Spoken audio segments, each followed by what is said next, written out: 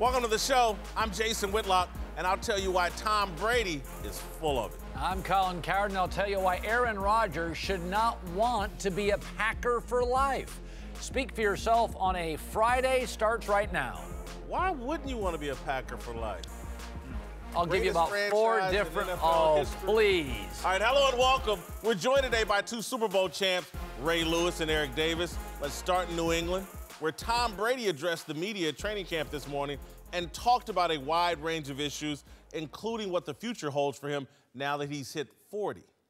I've never thought about not playing, so at least till my mid-40s, I said. So that's a pretty good goal in and of itself, and then we'll see when I get there, you know. But it's been so fun. Football's been such a rewarding part of my life, and you know, I fell in love with the game when I was young, and I'm still in love with it today. It was my, you know, outside of my family, my first love, and to get here and come out and play with the teammates that I do and the coaches and represent this team and organization has been a dream come true. So, you know, I'm a long ways from California, but, you know, I made this my home, and you know, I love coming out here and practicing and getting ready to play. Cowherd, do you believe Brady will play into his mid-40s? No, I think eventually Belichick will make a decision, and Bill Walsh had to make this decision. And the great coaches and the great COs make those tough decisions. And as much as Belichick loves him, Belichick realizes that you have to, in football, move on from everybody. And I think there's a lot of things. You've touched on Giselle. I think wives have a great deal of pull. And I think, listen, we've seen Bill, and Tom's closer to Bill than anybody. But in the end, Bill's DNA is it's team first. And I think he's got 1 or 2 years left. You're not going to pay $40 million a year for quarterbacks. And Garoppolo's a year out from getting a franchise tag. But you are suggesting that Tom is saying, I'm going to play for the New England until my mid-40s. Exactly. Tom is saying, you know, he may play longer. But I tend to agree with you. I think he's on borrowed time, and I think Giselle is in control of that clock. I'm going to stand by it that this year when they win the Super Bowl, this is going to be it for Tom Brady. Listen, some guys run their house, some guys run around the house. And a guy that runs around the house talks the way Tom was just talking. This is why he likes playing football, because he doesn't run his house. He does run the football field, and he can talk in this delusional manner. And Giselle can't do anything. How you gonna put this man in slippers? How you put this man? You need to stop this, man. Yes. You need your medicine. If y'all were married to Giselle, y'all be running around the house too. You need your medicine. Go ahead. You know what? Why would I not believe him? Why? Right. What in his game, you say he's going to retire after the Super Bowl. Why not after the last Super Bowl? Okay, what in his game is showing me that he's slowing down? Okay, 28-2, 36-7, 33-9. Those are his numbers, touchdowns to interceptions the last couple of years. The league is set up, the system is set up. His offensive system is set up.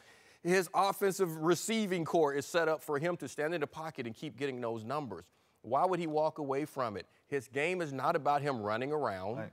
It's not about throwing the ball down the field with this super strong arm. It's intermediate passes, getting the ball out of his hand. It's set up for him to continue playing. He has a plan to continue playing. Like I don't get why we keep saying Belichick is going to push him out. You don't push out rings. Who pushes away rings? Thank you. If you keep winning rings, you ain't changing nothing, but you're going to keep adding to that, right? Okay, one more thing in that. Let me see. He said that he hasn't even thought about retiring yet, okay? Denial. What? No, I'm telling you what, man, my rookie year, I didn't think about it either. Steam room, my rookie year with Jerry Rice, and I thought he said something crazy, because I'm a rookie. He was in year 5. And I asked him how long you plan on playing. And he said, I'm going to go 15, and then I'll start thinking about it, you know, year to year after that. And I'm like, what, 15 years? He's thinking 15. This guy is saying, at 45, I'll start thinking about it. I believe him. Now, but let me just throw this out there, though. I think Belichick's given us a little bit of a tell. Belichick was always never trade up, pick accumulator. I mean, that was Bill forever. Like, they just accumulate picks. Right. You're always like, how did they get 32 picks? In the last 2 years, Bill's given them away for players. Bill's telling you. It's a going away party. It's a going away party. Not if you win, though. No, but I'm saying, but That's Bill's the best kind of party. No. Yeah, I can vouch for that one. That's the best kind of party. But look at those guys. They're greedy. They could have walked away this year. They're going to keep trying to get it. They're doing something that no one has ever done. By the way, this is actually Tom Brady. Every year they've taken a picture of him. I will say this. This is the one thing I'll say. When you go to Tom Brady and you watch every year, he actually looks bizarrely young for his age. His last picture, he looks his best. He has taken such, and I think Giselle deserves credit. Giselle's a supermodel. She's about lifestyle. I think she has really, they've become obsessive both about lifestyle. I will say this, he is the youngest 40 years old is old in pro sports. Tom is 34, going on 41. Did Giselle learn how to do hair transplants? Oh, come on. I'm just looking at it right now. I can see. That is a cheap shot. That's not a cheap shot. I can see. Look. I will say this. I didn't see it until right now. Not everybody ages well. I did some homework on Cowherd earlier. Oh, God. Come on. It was started bad and it just stayed bad. You know, I should have never gone to that hair piece in my 20s.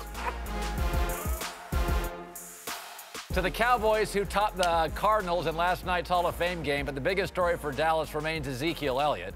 Zeke has had several incidents this offseason and could still face a suspension over accusations of domestic violence. Even still, Jerry Jones has taken a very understanding approach with his young star. I know firsthand what it's like for Zeke to go out in public.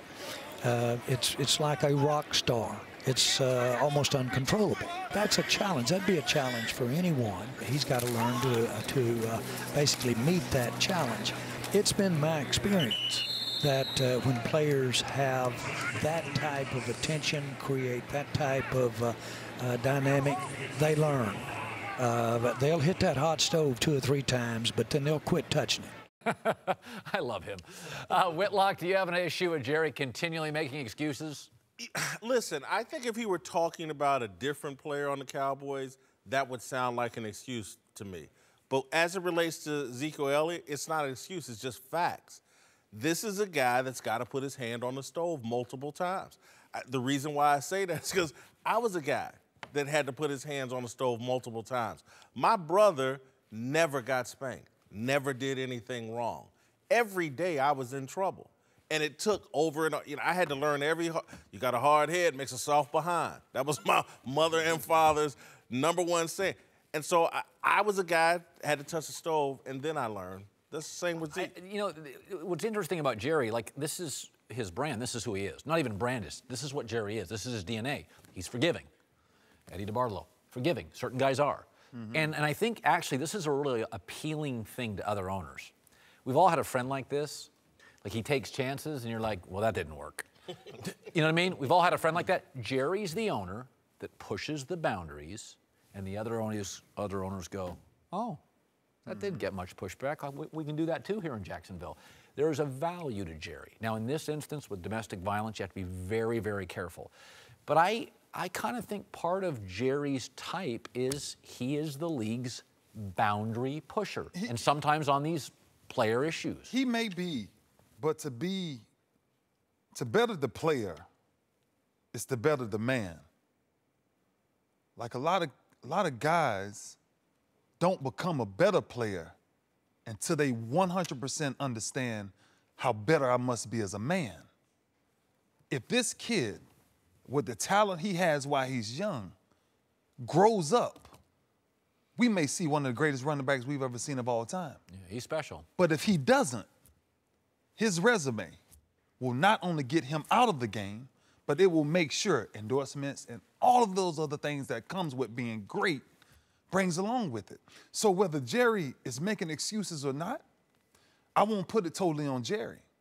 I want to put it on Ezekiel and people really close to him to say, if you know that this man, whatever problem you know the problems you know he has, if you're not friend enough to stand up to him and say, bro, listen to me.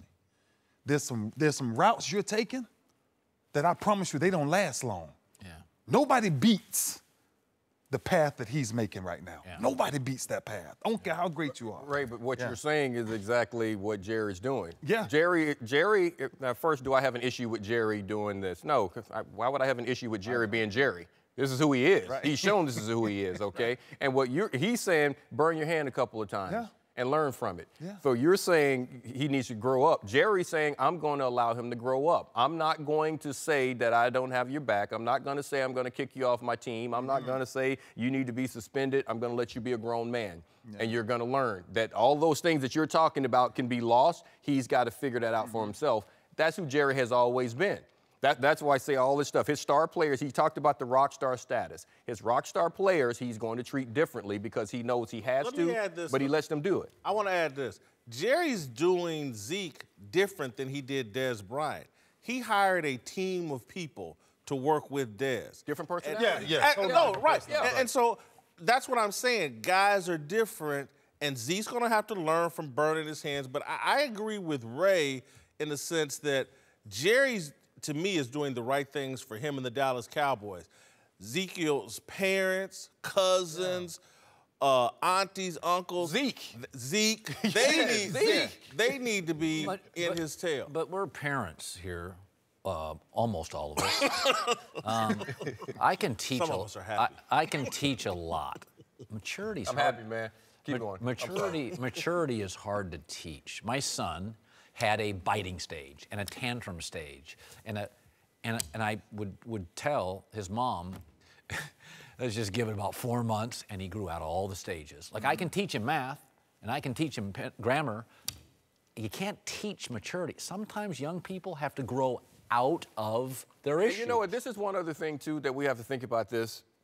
Maybe Jerry is privy to some information that happened in this case that we don't know about, and he's adamant about staying on his side. Yeah. Also, the fight that happened, the bar fight and all this stuff, nothing came from that. Maybe Zeke didn't do anything. There's this assumption now that he's guilty of everything. Right, and Jerry may be saying, yeah, I understand how you're going to be treated. You're going to be a target. You're going to be noticed. That can come down to choices, though, who you associate yourself with. And whether you say what you say, he's going to take time or whatever, as quickly as his resume is adding up off the field, that time may be coming sooner than later. Welcome back, Ray Lewis, Eric Davis. Here we go. Let's move to Miami, where reportedly Ryan Tannehill might need season-ending surgery after going down in practice yesterday. Head coach Adam Gase says backup Matt Moore is the quarterback right now, but reportedly he's already contacted Jay Cutler. And there is still speculation that Colin Kaepernick could end up in Miami. Whitlock, who's a better fit, Cap, Cutler? Jay Cutler, without question. He's got some history with Case. Look, Jay Cutler has one of the best arms, with Adam Gase. Jay Cutler has one of the best arms in the NFL.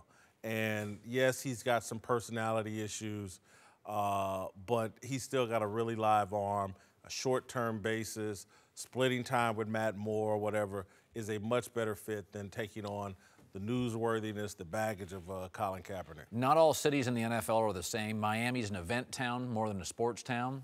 They got a beach, and they have options. When Tannehill gets hurt, it feels like season over. You bring in Matt Moore, Kaepernick, season's still over. You bring in Cutler, it feels like that's a starter. That's 210 career touchdown passes. To my base, fans matter, Cutler feels bigger to me. And I think this isn't Green Bay, where they're selling out the stadium regardless. This isn't Buffalo without much to do. This is Miami. And I think Cutler feels like the fan base would go, all right, we got a starting quarterback. Remember, Jay's 34. If Jay walks into the room tomorrow, he's got one of the 5 best arms in the league. He's 34 years old. He's not Romo. I mean, I would take Romo over everybody because I feel like he feels big. But Cutler's 34 years old. You know, whether Adam Gase and Cutler had this relationship, it always comes back to the locker room. It always comes back to the player's perspective. And so Matt Moore puts them in a comfort zone place. They know what they get. They know exactly what they get. This is the same guy that played in the playoff game last year with them. He's tough. He's smart with the football. They have enough weapons to put him in positions to do that. Do you want to go through this whole phase with Cutler, bringing him out of the booth and integrating him into your system, and now saying, does your personality fit with the Dolphins? That's what the wild card is here. I don't think it's about necessarily if whoever it is. I think it's who fits. Who fits personality-wise when they walk into the locker room, when the team says, that's who we riding with. Doesn't Matt Moore feel like, though, you're going to be 6-10? Well, short-term, Matt Moore. Yeah. Because he has familiarity with the offense. He's been in it. He's played games. He knows the coach knows him. The locker room knows him. Long-term is Cap. Why are we even mentioning Jay Cutler?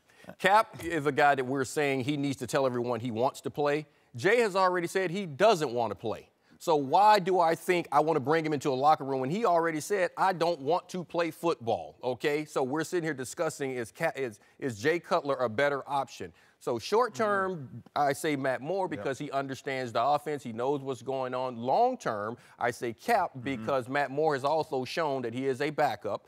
Cap, when he had his chance to start, he hasn't maxed out not as high as Cap. Cap's a better player. Cap may actually max out higher than Tannehill if he was in the offense. He actually maxes out better than both of them. That's what I'm saying. He's a better long-term option for the Dolphins right now. But you start with Matt Moore. But why even mention Jay Cutler, who says he doesn't want to play football? Jay Cutler says he doesn't want to play football. Cap shows me I'm not sure he wants to play football. He hasn't talked in a year. But so he hasn't talked in a year, but everyone that he's talked with that has something to do with football, they haven't come out of the meeting saying he doesn't want to play. If Cutler had been given an opportunity to start somewhere in the league, I don't think he would have retired. And he hasn't been given an opportunity Well, he to play. might in Miami get a chance to play and come out of retirement. Would he get Adam a chance Gase to be the has backup? already talked to him.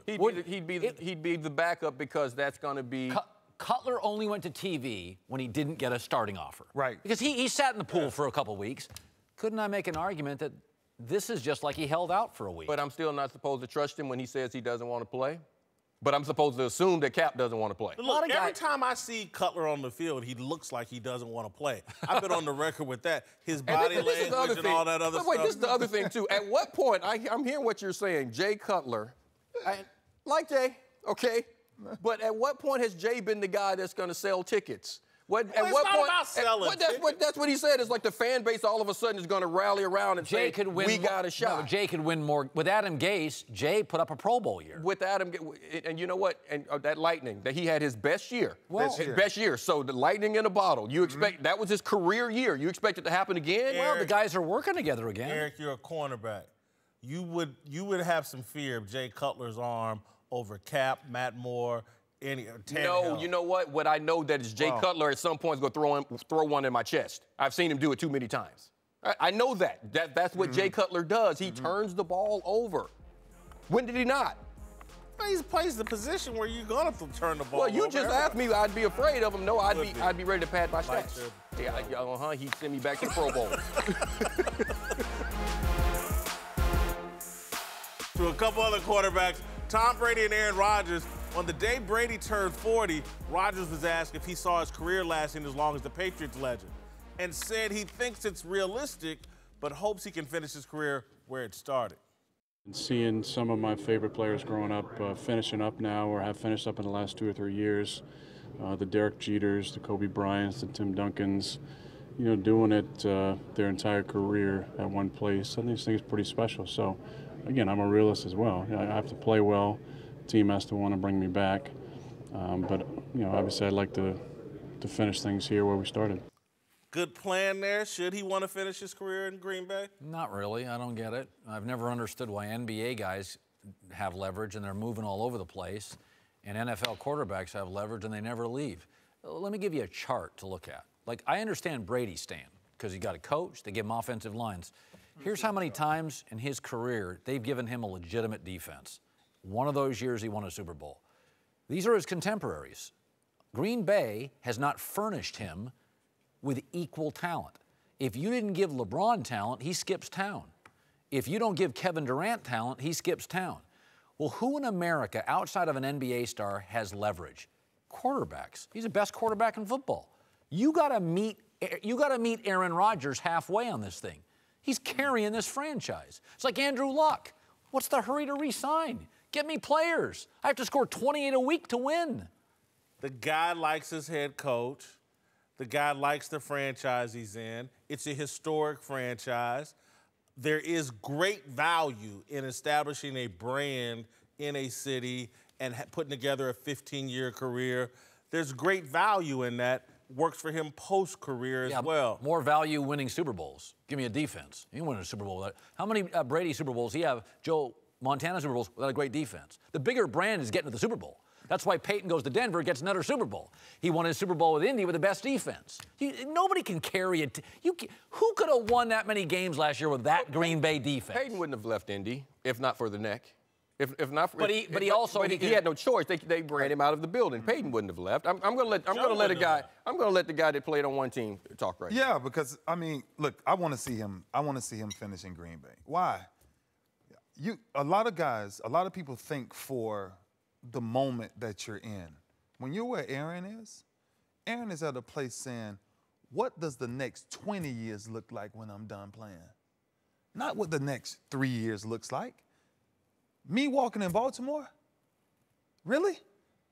That's the conversation you want to have. That's the conversation Aaron Rodgers is looking for. That's the conversation Tim Duncan has, Kobe Bryant. Like, these guys stay home, and they will forever be connected to one city, one franchise. That's valuable by itself. But the Yankees gave Jeter great players, and Baltimore gave you great players. They gave me Trent Dilfer. I'm so done with you. But I mean, seriously, they got a receiver playing running back. It took me 12 years to get back to a Super Bowl. But you were always close. It took me 12 years to get back to a Super Bowl, to get me back to a second Super Bowl. I wasn't finna run out because I needed better players or if I wanted a better quarterback. And look at this. You're talking about one of the historically great franchises, okay? Whenever you write a book about football, you know there's going to be a few chapters on the Green Bay Packers, right? This guy's a Super Bowl win away. Out of everything that you've talked about, the lack of defense and all those things, I agree. I agree with that. But he's a Super Bowl away from not being considered the best quarterback, but the best player in that franchise history. That's the way they're going to view him.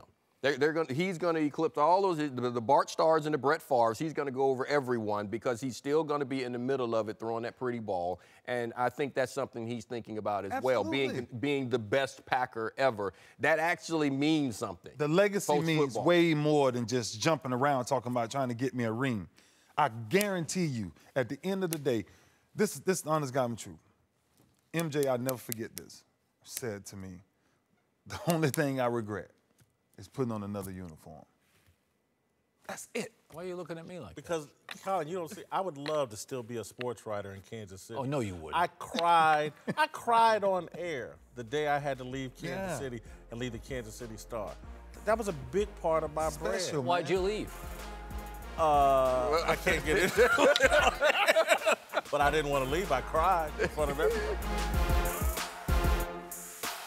Welcome back. Eric Davis is back, and we're joined now by the founder of the Big Lead, Jason McIntyre. Let's move to the NBA, where Steve Ballmer told ESPN today that Doc Rivers had been relieved of his front office duties after 4 disappointing seasons with Doc running the team. Lawrence Frank will take over control of the basketball operations, but Doc will stay on as head coach. Cowherd, do you think Doc will be able to handle this demotion? Yeah, because he and Lawrence Frank are buddies. That's what Christine Leahy told me. So she's got good sources in the NBA. And Doc and Lawrence Frank are close, so he's still going to have, pull. This is embarrassing. Doc's got a big ego. I don't think this is going to go well. No shot. I don't think so, Colin. Doc is a control freak, and these guys want to control everything. He tried to run the front office and the team. It didn't work. In Boston, remember, he was a winning coach. He did well. But Danny Ainge built that team. Doc can't build a team and coach it. I feel like Jerry West is pulling the strings, if you notice with this story today, guys. A lot about Lawrence Frank, a lot about Doc Rivers, nothing about Jerry West. He's the guy, though, that was the one who made the decision. We're keeping Blake. Adios, CP3. Well, Jerry is a consultant on that, and I actually think this is the best opportunity for Doc to have some success because remember, he did win when Ainge was building that team, okay? He was able to coach the players and do it. He may see his error. He may see the benefit of it, and I think he's actually going to see it. He does have someone in a position that he helped get his job, okay? So Lawrence is there. They will have a working relationship. So I don't think it'll be a lot of button heads, but I think he's going to like the fact that he doesn't have to make those decisions because it is tough to do both jobs. Listen, Mike Holmgren was a very good football coach. He couldn't do both. It's hard. No, it's hard. I mean, generally speaking, you do one great, you try the second one, it doesn't work. It'll be interesting, the details, if there's a pay cut that goes along with this. Seriously. You're not anti-Doc, but you've pushed back on Doc. Yeah, he's eyes are bigger than his stomach, like most people. He's taking on more than he can actually handle.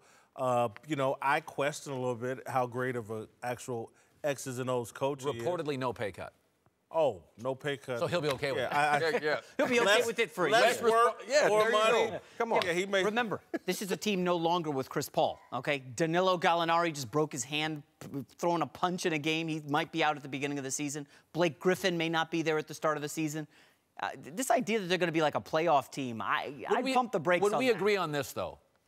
If they don't win, like, this is a big year for Doc. Yeah, yes. No. If they're paying him for 2 jobs, he's only doing one, and he doesn't do the one job they're overpaying him for, yeah, he's toast. And by the way, the Lakers are going to be the real draw in L.A. No longer Doc and the Clippers. The Lakers with Lonzo. And that they're means be the something draw. because the optics, if the Lakers are exciting, young, and growing, and the Clippers feel dead, that Gotta hurts. go.